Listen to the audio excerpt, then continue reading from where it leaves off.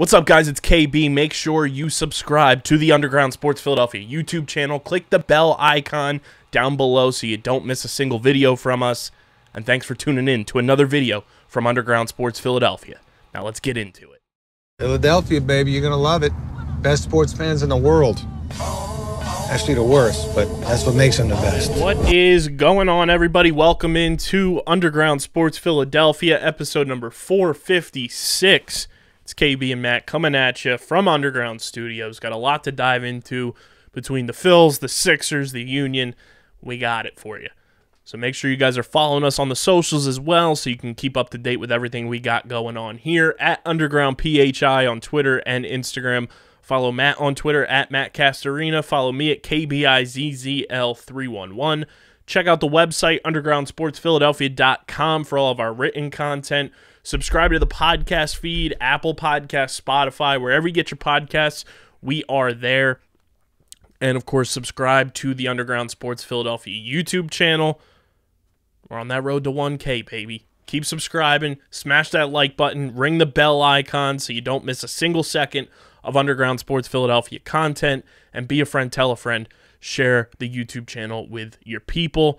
Big thank you to our sponsors who make this show happen: Main Auto LLC, Ducharme's Pro Foot, Security 21 Security Systems, Mark Ronchetti CPA LLC, Paul J. Gillespie Incorporated, and the Dental Wellness Center of Vineland, and of course Tomahawk Shades, the best small batch eyewear in the game.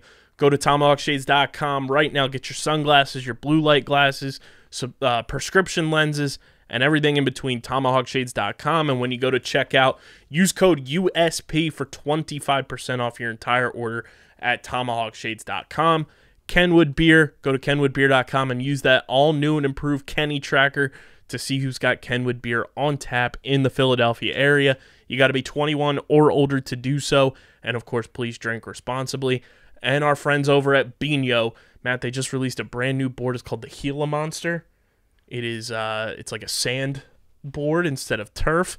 That is now available at binoboard.com, as well as a bunch of different boards, accessories, merch, and apparel. And when you go to check out at binoboard.com, use code BINOUSP for 10% off your order from our pals over at Bino.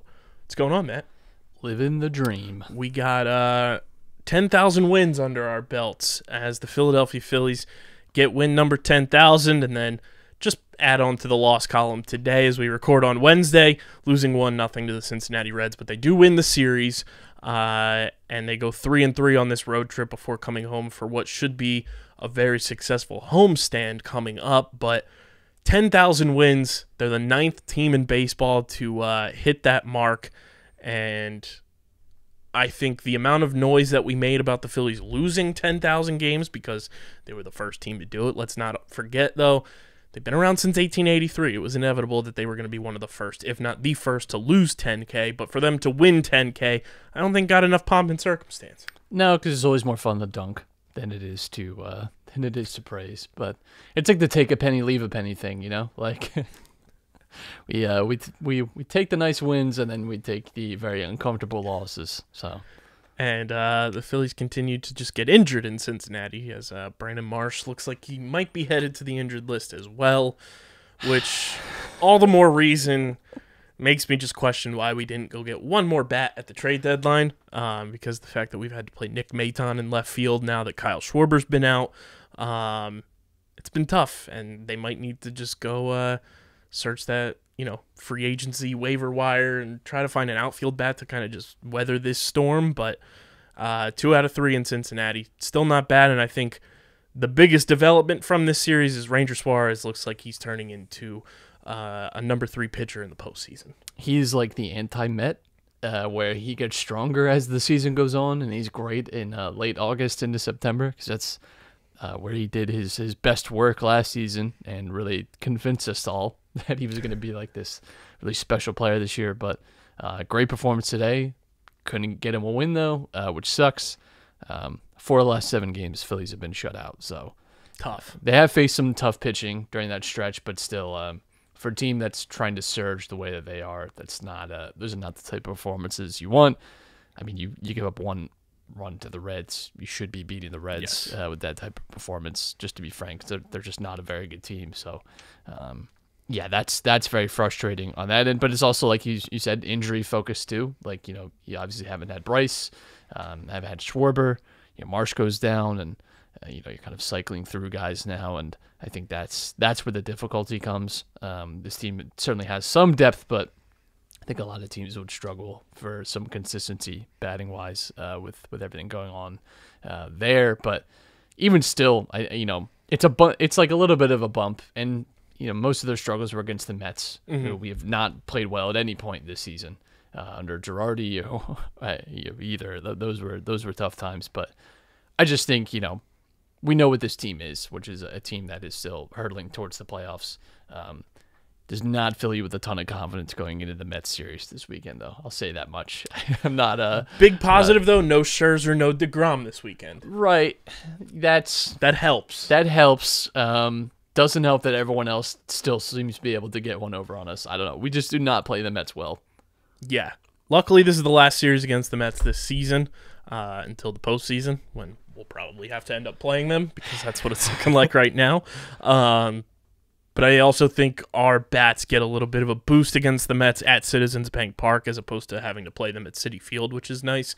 But people are talking about Ranger Suarez being a potential Gold Glove winner, which, if you told us that in May, we would have looked at you and slapped you across the face and called you silly. Ranger Suarez now, over the past, 2 months, I'd say now, has looked the part at the very least. Yeah, he's definitely looked. He had a very rough 2 months, to start the season, and some of those too weren't helped by the fact that his team interior defending is bad, and he's kind of like a contact pitcher, right? So that hasn't been the most advantageous matchup for him in a lot of ways, but we've seen him just work his way through lineups a lot better, I think, like you mentioned, over the last few months, and growing in confidence. So I think that's a big part of it as well, but. Maybe he, again, is just our second half of the season guy going forward. I would take that, because it's like getting, a third starter, for kind of for free, in your last 2 months. And Syndergaard has looked great in his 2 starts. I feel like people have been really negative about him, and I don't understand it, because he's looked good. The Phillies have won both games, and they've been good. It's not like he's gotten shelled and he's gotten lucky. He's given up hits, but he hasn't given up runs. And I'll take that every single day of the week. And I think a lot of people forget, Noah Syndergaard's not 25-year-old Noah Syndergaard anymore. He's not throwing 102 miles an hour past you. And he talked about this after the game he pitched against the Reds, where, he's never felt more confident on the mound since working with Caleb Cotham. And I think one of the things, too, is, his fastball, when he was throwing, 100 miles an hour, you could get away with making a small mistake there. When you're pitching your fastball at 94 miles an hour, you got to be more creative, and you got to incorporate more of that off-speed stuff, which I think Caleb Cotham's been doing with Syndergaard. He's been doing it with Kyle Gibson, and he's done it with Ranger Suarez, and it's been working very, very well with that slider. And Syndergaard's been great, and I think to have that option of having, I think across the board, 5 guys you'd feel right now pretty comfortable throwing into a postseason game, that's something the Phillies have not had since 2011. Yeah, I feel like people have been really negative about Syndergaard, and I'm just left scratching my head a lot about that, because I think he's been good. He's certainly been everything that we asked for, which is, hey, be a good 3rd or 4th starter for us, which he has. He threw 16 balls the other night. That was it. He's good. I don't know. He's a good pitcher. Yeah, you're not bringing him in here to be your ace. You're bringing him in here to be that number 3, that number 4, and he's doing just that, if not a little more. And what do you think Ken Rosenthal's thinking right now, though? Since May 31st, firing Joe Girardi wasn't going to fix the Phillies, but looking at it now, August 17th. Hey, Ken. I'm going to give Ken the benefit of the doubt. That's what I'll do.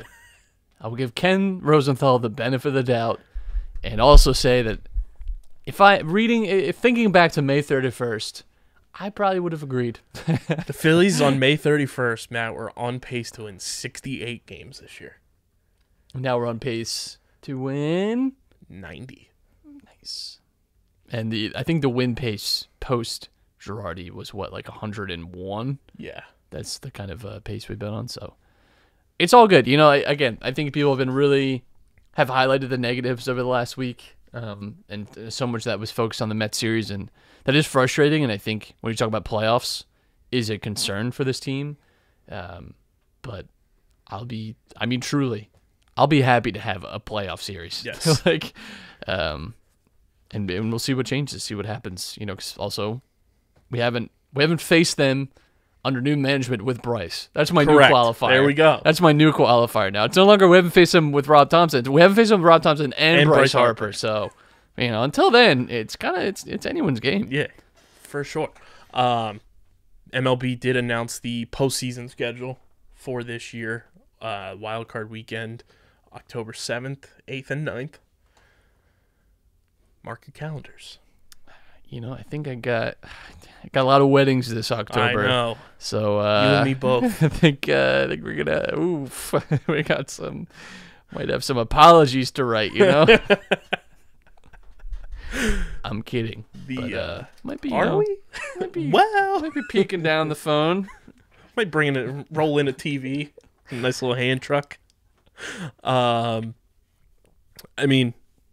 It's also exciting from the fact that the Marlins are helping the Phillies right now. Yeah, bizarre world we live in. They have taken a series from the Padres, and #thank you Miami. I tweeted that from the underground account under the Marlins' first win when Sandy Alcantara pitched for them against the Padres, and somebody commented, it should be thank you Sandy. He's the reason that they won the game. But the Phillies still sitting in that number 2 wild card spot by a game, and can't be mad about it. No, you cannot. Which is, you're getting close to September. When can you really start to believe it? When does it stop being like hands getting a little sweaty talking about this? And it's like, all right. Last time we felt this way was 4 years ago. Yeah. The first year with Kapler until the September collapse happened. And that's what I'm worried about. But haven't had a September collapse under Rob Thompson. No. That's a qualifier. And not with Bryce Harper. Exactly. But the upcoming schedule, Matt, looks on paper very appetizing. Yeah, once you get past this Mets series, you have 4 against the Mets, 4 against the Reds, 3 against the Pirates, and then you go on the road for 6 to take on Arizona and the Giants. Yeah, and you have the chance, Arizona not so much, but the Giants are kind of a wild card contender. Mm-hmm. You have a chance to kind of, put some distance between ourselves and them, which would be nice.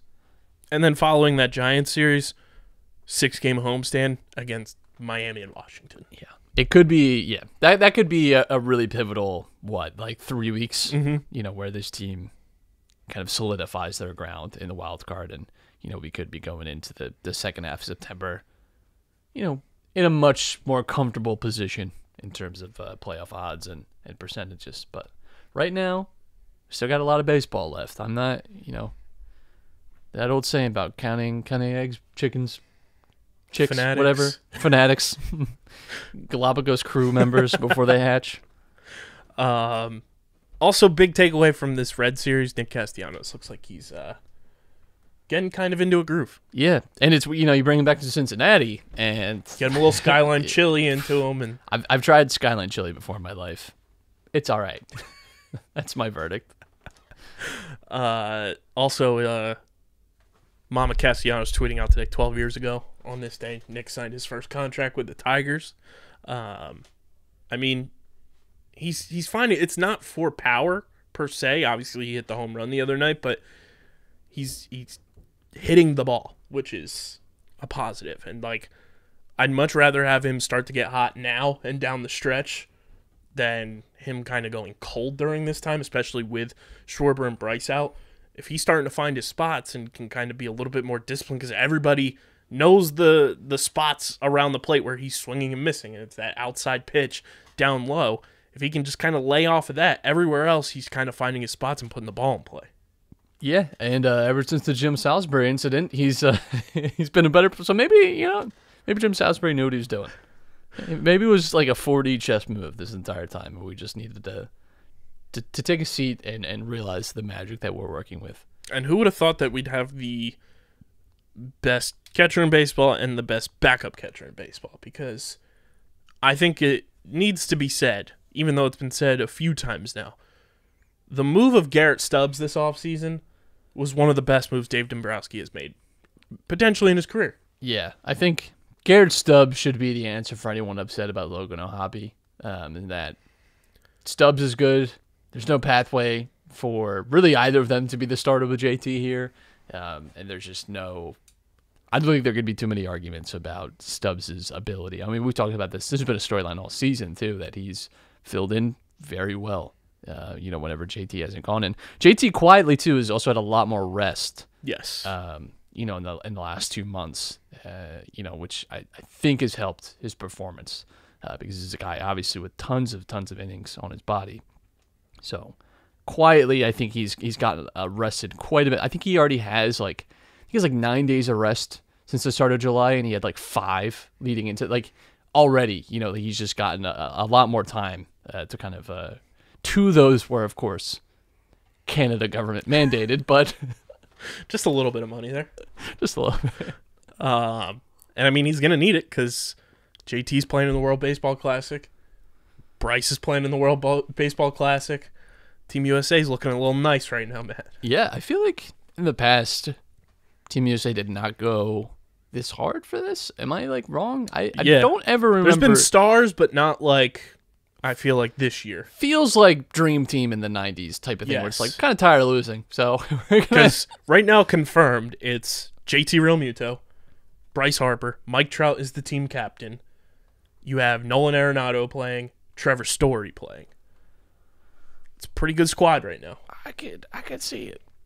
It's pretty good. I mean, you're going to have to compete with the Puerto Ricos of the world. The Dominican Republic is always a force. The Netherlands always puts up a squad. And, there's teams that are bringing in guys who aren't necessarily playing in Major League Baseball all year round, but they're playing in their native country. So it's kind of interesting to see how hard that they have, kind of gone. It would also be pretty cool if David Robertson went back and played. That would be pretty sick. Because the last World Baseball Classic was the big moment was, Adam Jones robbing Manny Machado with that unbelievable catch in center field, and that's when Team USA won the first World Baseball Classic that they had ever won. But yeah, it definitely feels like there's been a lot more recruiting in terms of just trying to get as many stars as possible to play. Paul Goldschmidt as well. Goldie confirmed. Pete Alonso. Ugh, we're losing. We're losing. Unless he's the DH. That's the only way. Well, I mean, that's the only way because Goldie's playing first base. Disgusting. It has him listed as first base on here. I don't know what the plan is for how they're making that work. Mike Trout just doing the Uber recruiting. How about we just get everybody? Bryce just talk some shop with everyone. Hit him with a Go Birds a little bit there. Make it work. Make it happen. World Baseball Classic can be a lot of fun. I love when that rolls around. Pretty much, it's like every 4 years, but it's opposite of Olympic years. It's like the odd years that it takes place. So, Phils, though, right now, let's take a look at the NL East run differential brought to you by our pals over at Pickup who promoted the show tonight, so shout out to them. You guys can go to playpickup.com, start playing the hottest headlines in sports, including the season-long NL East run differential prop that we have up there. Rack up points on your fan profiles, cash them in for prizes on the Pickup Marketplace. That's playpickup.com. Matt, the New York Mets still somehow in first place at 75-42, leading the way with a plus 116 run differential. The Atlanta Braves 3.5 games back of the Mets after their successful series against them in Atlanta, sitting at 72-46 with a plus 114 run differential, slowly creeping up on the Mets in the run differential department. The Phils at 65-52, 10 games back in the Mets at a plus 74 run differential. The Miami Marlins at 52-65 with a minus 43 run differential. And that stolen franchise, Washington Nationals, 39-80 on the season with a negative 212 run differential. That is brutal. I mean, that's... The Dodgers leading all of baseball with a plus 250 run differential this season. I did see, speaking of the Nationals there, I saw a stat that is quite interesting in terms of the worst records in baseball since July 9th. Okay, well, I was looking for worst ever MLB regular season records. Would you like to know who has the worst by winning percentage? It's got to be the Phils. Philadelphia Athletics in the year 1916, 36-117. Boy, that hurts. We have two of the top five. We also, in 1919, the post-World War I era was not great for our Phillies. 1919, Phillies went 36-104. So that's tough. It's tough. Let me find this. Phillies actually have a lot of these. The Phillies are like 4 of the top 10 worst ever seasons, and 6 of the 15. The Phillies are on the top 25 list maybe 10 times. I mean, I know we've lost a lot, but Dan, this is really driving it home. The worst in the modern era was the Tigers in 2003, 43-119. And you have to go to the Orioles in 2018, who were 47-115. The Tigers again in 2019 were 47-114. So I don't know if the Nats will end up as one of the worst ever, which is a bummer. I don't know if they make this list in a really high place. It'd be nice. It'd be nice if they just lost the rest of their season, though. That would be pretty. It'd be very nice for the Phillies, to tell you that much. Very nice. I want to find this tweet because it's the worst records this season since July 9th. And it's like one of those situations where like one of these things is not like the other. The worst team, 1916 Philadelphia Athletics, had a negative 329 run differential. So that's tough. But hey, their Pythagorean expectation was 41 wins. So they were like, they were right there. Oh man, where is this at? Their longest losing streak that season was 20 games. Can you imagine that stretch? Not at all. You know what I love about this too is how the hell were people keeping records of this stuff? I just think about that all the time with like old. I mean, Christ. I don't want to think about 20 straight losses. That's like being a Pirates fan. It was in the month of August, from July 21st, 1916 to Tuesday, August 8th, 1916. Phillies were just dropping them. Dropping games. That's tough. Man. Now I'm going to have to look up who's on that roster to see some good turn of the century names, because that's I think that was the same year as those New Jersey Shark Attacks. So the ones that inspired Jaws. So there you go. Man. Yeah, it's been a tough go for the old Yankees as well. The manager that year was Connie Mack. There we go. Very nice. Who do we got? Stuffy McInnes. I'm not making that up. Nap Lajoie, Whitey Witt, Amos Strunk, Rube Oldring.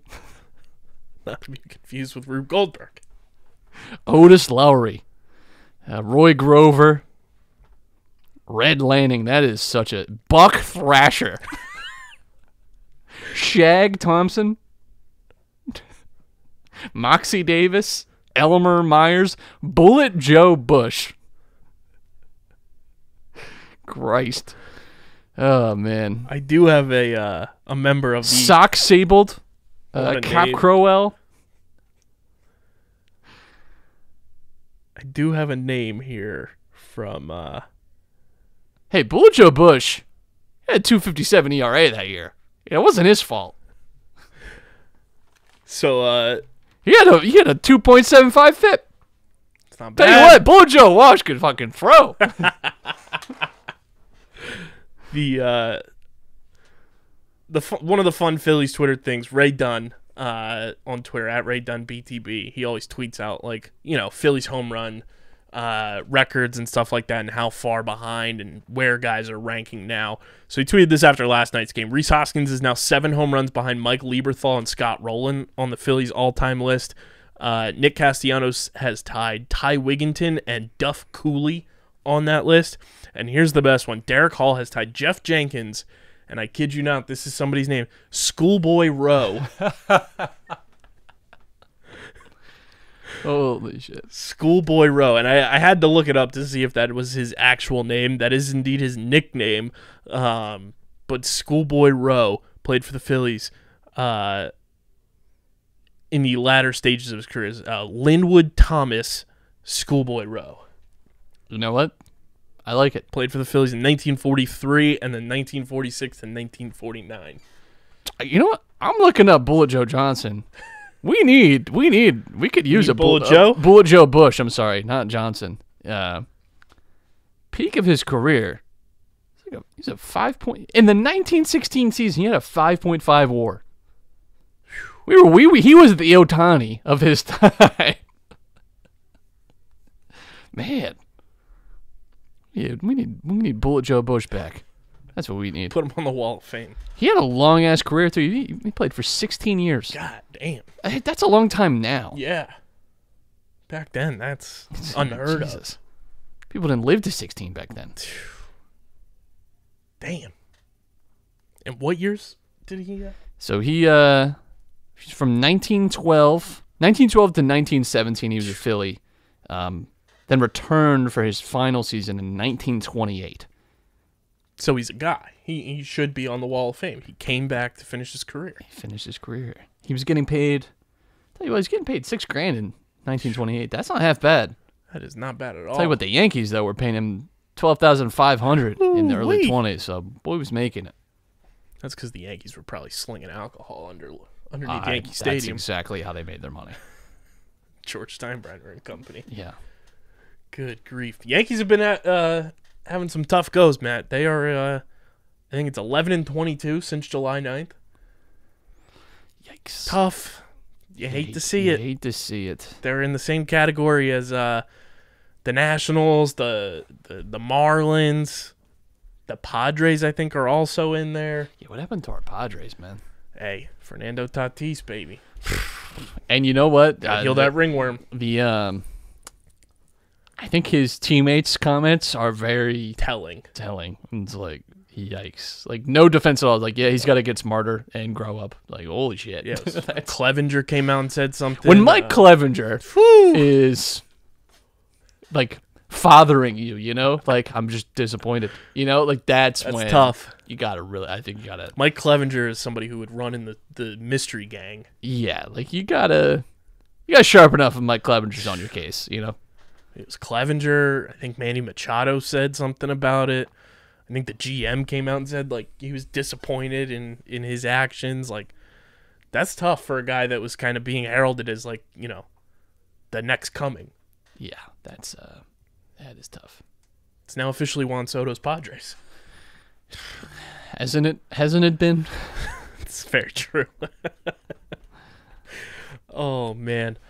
But, I mean, Phil's just got to get healthy. Looks like Schwarber's going to DH this weekend, which is good. I think starting Friday is when they plan to have him DH against the Mets. Best case scenario, you just got to split against them, I would say. That's kind of what my mindset is going in against the Mets with the current state of the Phillies. Just try to pull a split in a 4-game set. I mean, if you can take 3 out of 4, that'd be great. But if you can pull the split there, I think that's a successful 4-game stand against the Mets. Yeah. Yeah, I think, again, splitting against the Mets would be all right. The NBA schedule was released onto our heads today, Matt, and the Sixers are in the spotlight. 34 nationally televised games. I believe it's 11 on NBA TV. And they kick off the season against the Boston Celtics on opening night. It's just nothing ever changes. We are just doing the same thing, living the same life over and over again. thumbing through the schedule, I don't know if it's because we're not in the midst of the season. Does this feel like a hard-ass schedule, or is it just me? I feel like every game I'm looking at, I'm like, damn, that's kind of a tough game. Everyone was talking about, the nationally televised games and stuff, and I was just, scrolling through, and the first thing that stood out to me was how much, because the Sixers color-coded their schedule, red for away games, blue for home on Twitter. The amount of red on the March calendar is alarming. And it's a lot of games. Tough teams. It's not. Tough teams. You got Heat, Boston, Milwaukee, Indiana, Dallas. Minnesota. Then you got, later in the month, you got the Warriors, Suns, Nuggets, Mavs, Raptors to close out March. And then into April, it's Bucks, Celtics, Heat, Hawks, Nets. That's like 3 weeks of the Sixers season. 17 games in the month of March. And over half of those games that I just mentioned 12. to close out March and April are away. And then, March is a 12 heavy road month. games in March. I'll tell you this. With a number of very odd back-to-back. And to kick off the month of March, 5 games in 7 days on the road against the Heat, the Mavericks, the Bucks, the Pacers, and the Timberwolves. Well, you know what? Maybe this is our tampering fine. Maybe. Also, the month of January. I think we've suffered enough. I think. Yeah, the month of December, 2-game road trip back-to-back, December 30th and 31st, in New Orleans and then in Oklahoma City. Can we stop making New Year's Eve, trying making that a thing? Ugh. We don't need to make it a thing. The Thunder We've taken over today. every other holiday, except for Easter. But even Easter, you get golf. Yeah. It's can we just stop having to make every holiday dominated by sports? We don't have to do this. Well, the thing that caught my eye initially was when James Wojnarowski, a.k.a. James Harden, broke the news. Sixers are playing on Christmas this year, Matt. Harden at the Garden on Christmas. We get the early 12 o'clock p.m. start on Christmas. Which is the best. Which we've been away from the Christmas games the last couple of years, which has been nice. Our holiday was kind of just stress-free. Yeah. But now, not only do we have Harden at the Garden on Christmas, the day before is Eagles-Cowboys. Yikes. It's going to be a wonderful Christmas time with Philadelphia. Oh, what was that? Sorry, I'm reading the baseball reference page for Wally Shang.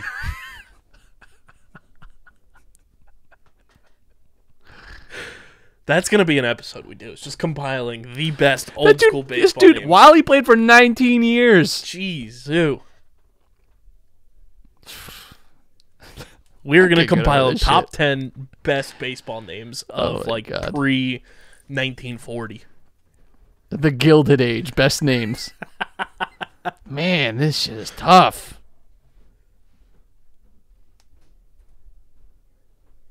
That is tough. Didn't make the Hall of Fame.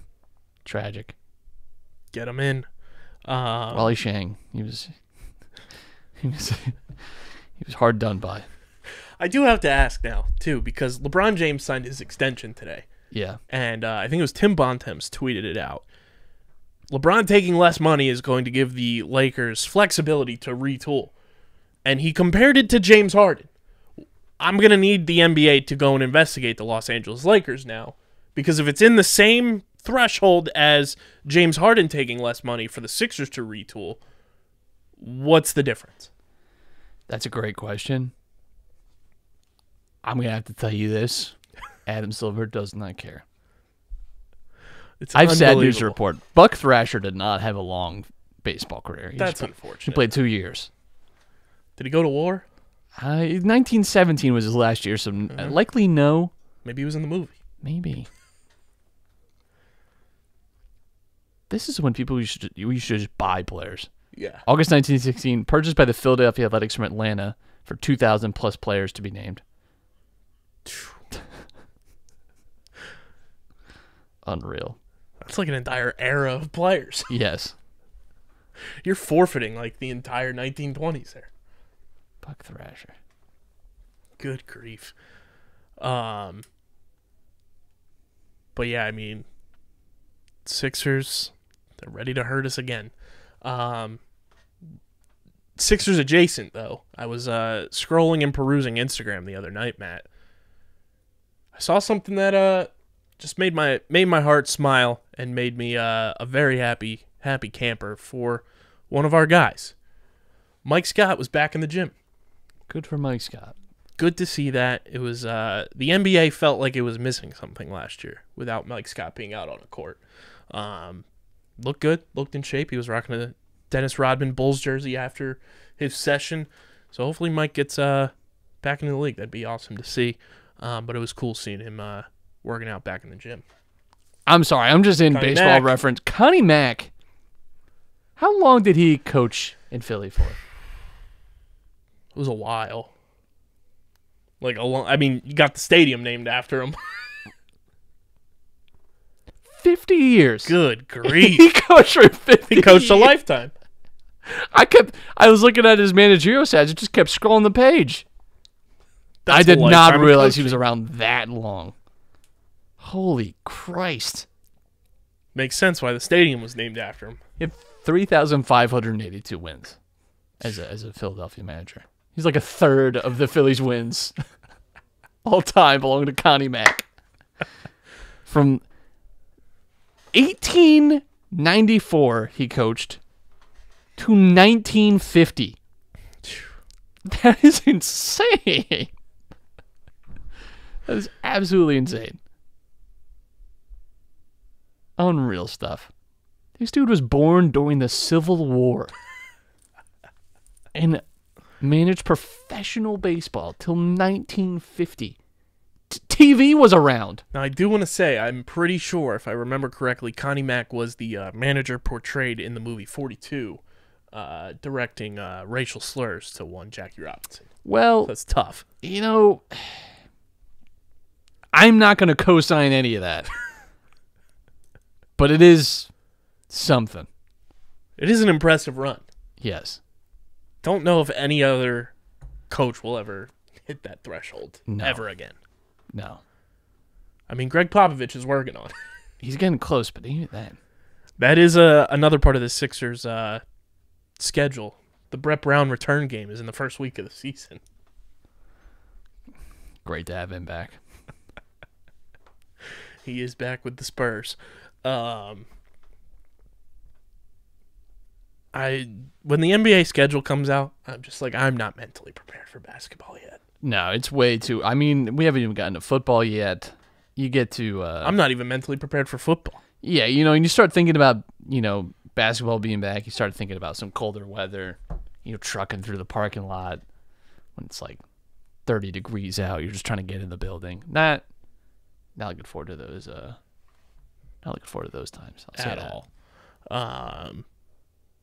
But, you know, Sixers schedule's out, so start marking your calendars. In a better place mentally with the Sixers Yes. this season than last season, but still not great.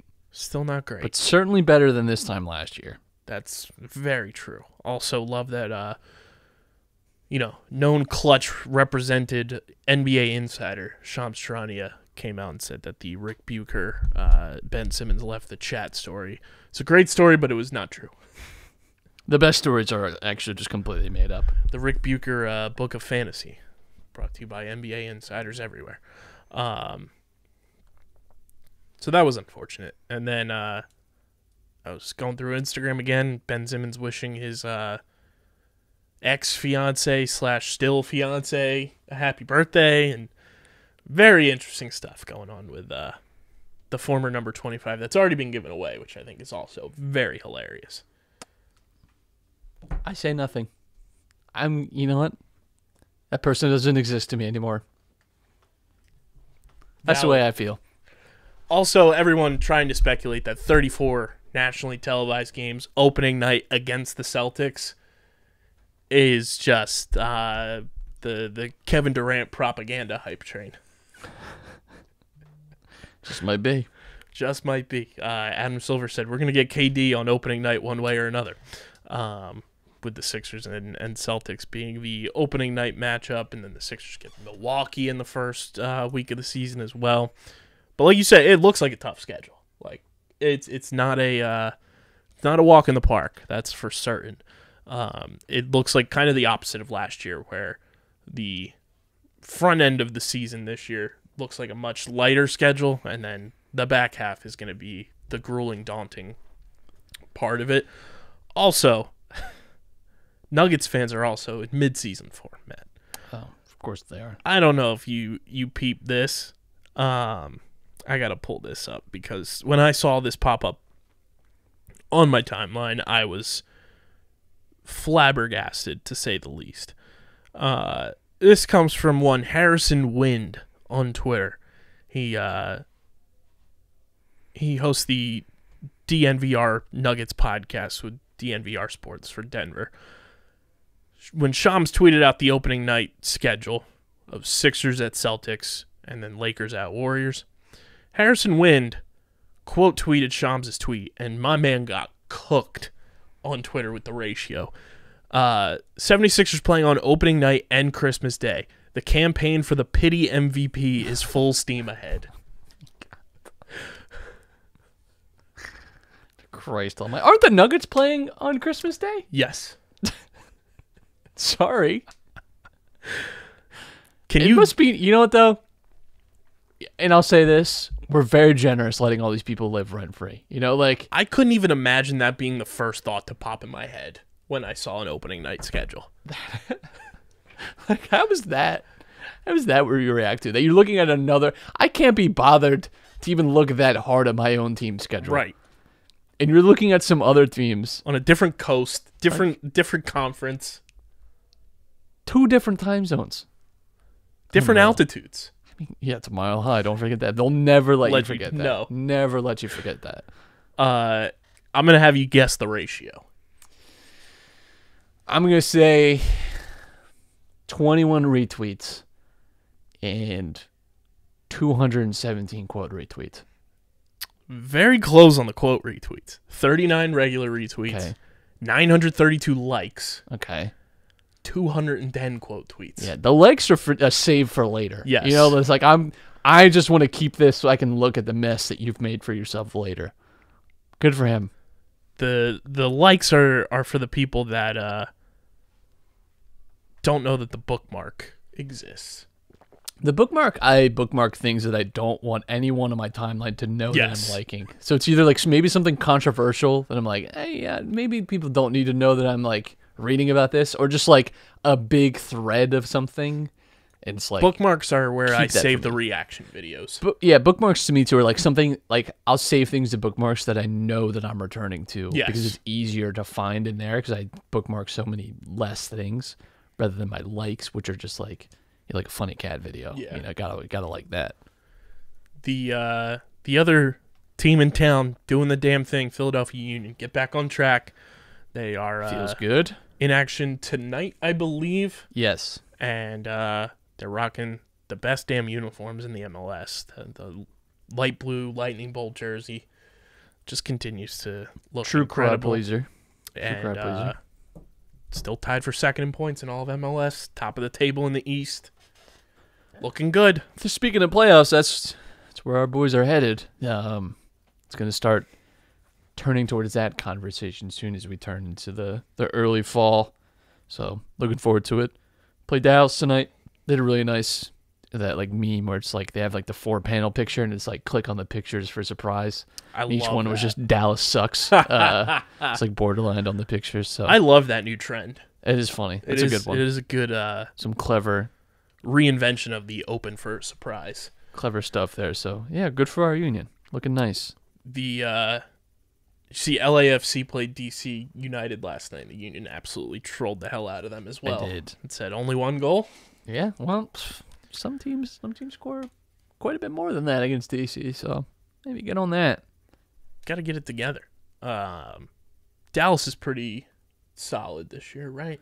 They're an okay team. Yeah. Nothing like special, over the but you know, they're near the top of the Western Conference, but I think a team that the Union should be able to contend with at the very least, but all right. Last regular season game for the Union is an intriguing one for you and Dom.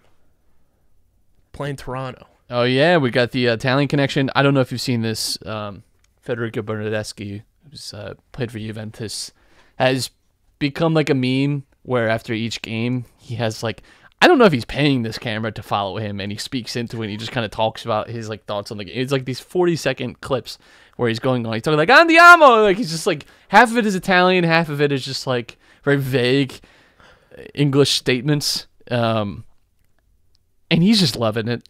he's just having a great time. Good for Bernadeschi, just really hamming it up in Toronto. You got Lorenzo Insigne over there as well with his Drake-styled fashion. Yeah, it hasn't helped much because they're looking like they might miss the playoffs still. So that's tough. That's tough. I mean, it's a tight race for playoffs there, but they're gonna have to turn it around a little bit. Can't all be run by Jim Kerr. What can we say? That's true. Best of the best. Yeah, looking forward to just more Union success as the season continues to roll towards the playoffs, and hopefully LA just somehow finds a way to lose a little bit and Union get the Supporters Shield again. That would be nice. Be nice to have that back. Top Bin's coming up after this, so stay tuned for that if you're watching live. Wild week in the Premier League, man. I've had better weeks. Say that much. The handshake heard around the world. The soccer version of Harbaugh and Schwartz. Going at it. Loved it. Loved every second, actually. And then, obviously, the Eagles preseason rolls on later on this weekend. A weird Sunday preseason game. That's so bizarre. I thought that was illegal. Didn't think that was possible. I thought it had to be Thursday or Saturday. But the Eagles play most controversial team in the NFL right now, the Cleveland Browns, on Sunday. New Eagles Enemies episode will drop this weekend. Very awesome one with a brand new guest, so you'll see that on the YouTube channel and in your podcast feeds coming up this weekend. Preseason doesn't do much for me, like we said last week, but Jalen Hurts looked very good against the Jets. Went 6 for 6, 81 yards, touchdown. And obviously, the big news with the Eagles, they're free. J.J. Arcega-Whiteside, no longer an Eagle. He gets traded to Seattle, which whoever is the Seattle Seahawks video content curator or social media man, whoever it is, they deserve the biggest raise in the entire world. Did you see? I just saw your tweet video and was looking at it. Half of these are preseason games. Yes. If not all but one. Look at a large majority of those clips. They made J.J. Arcega-Whiteside look like an all-pro. Tough. Good for them. Unbelievable. J.J. and DK reunited after being drafted in the same round, a few picks apart. Yikes. But apparently, according to Zach Berman, the Eagles were never intending on drafting DK Metcalf. They were deciding between J.J. Arcega-Whiteside, Matt, and Paris Campbell. Nice. Glad that's where our head was at. Was that supposed to make us feel better? No. Okay. Because I was stunned to think that they were thinking about Paris Campbell. And then it's looking like a certain Vineland native might be the RB1 in Kansas City.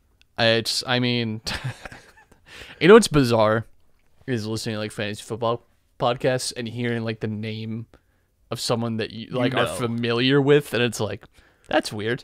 That's a weird feeling. I was scrolling the fantasy football apps this past weekend, and seeing his name on the app was getting like surreal. A sleeper alert about Isaiah Pacheco was definitely was a good feeling. And good then for him. Having Eric Bieniemy this week saying Clyde Edwards-Helaire needs to work on his conditioning. Not a good sign there. Definitely, there are better signs. Pop's coming for that job. He's coming for that job. And then, I mean, say what you will, but you have these big, media outlets, big content creation places like The Ringer, the Fantasy Footballers. I saw an article the other day, I think it was last night.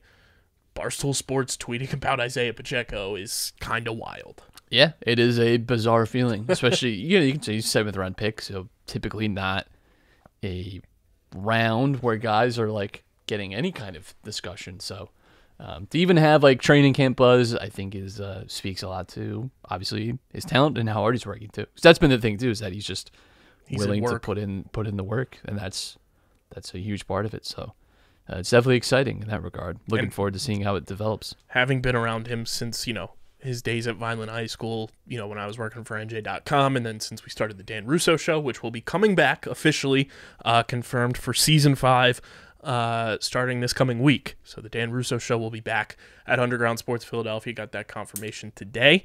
But, being around Isaiah and just knowing the type of, person he is and knowing the type of work he's willing to put in, he's going to be very successful. And you have Patrick Mahomes, talking about him as well is just absolutely crazy. So you already know we're going to be following Isaiah Pacheco all season long here at Underground Sports Philadelphia on this show, on the Dan Russo Show, and everything in between. So stay tuned for, just updates with the Chiefs when you have Andy Reid calling you a combination of Kareem Hunt and LaShawn McCoy.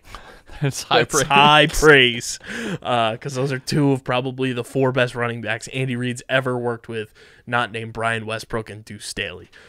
So keep grinding, Pop, and we'll be back next week talking whatever the hell happens with the Phils against the Mets, going into that Red series. We'll be talking if anything happens with this Sixers alleged investigation. We'll be talking Union, obviously, like we have all summer long. And, getting ready another week closer to Eagles football and Vineland High School football.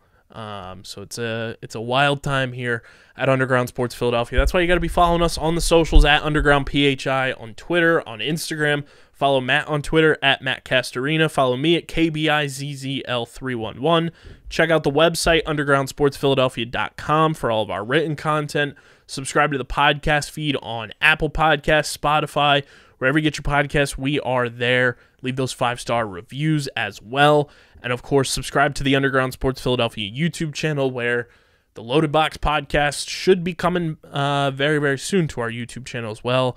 And our pals over at Trophy Smack, Matt, they are doing a giveaway contest, if you will, for a lifetime supply of trophies, belts, everything from Trophy Smack. So go check that out as well. They will be the presenting sponsor for the Loaded Box podcast this season. And, of course, just subscribe to the YouTube channel so you get full video episodes of your favorite Underground Sports Philadelphia podcasts.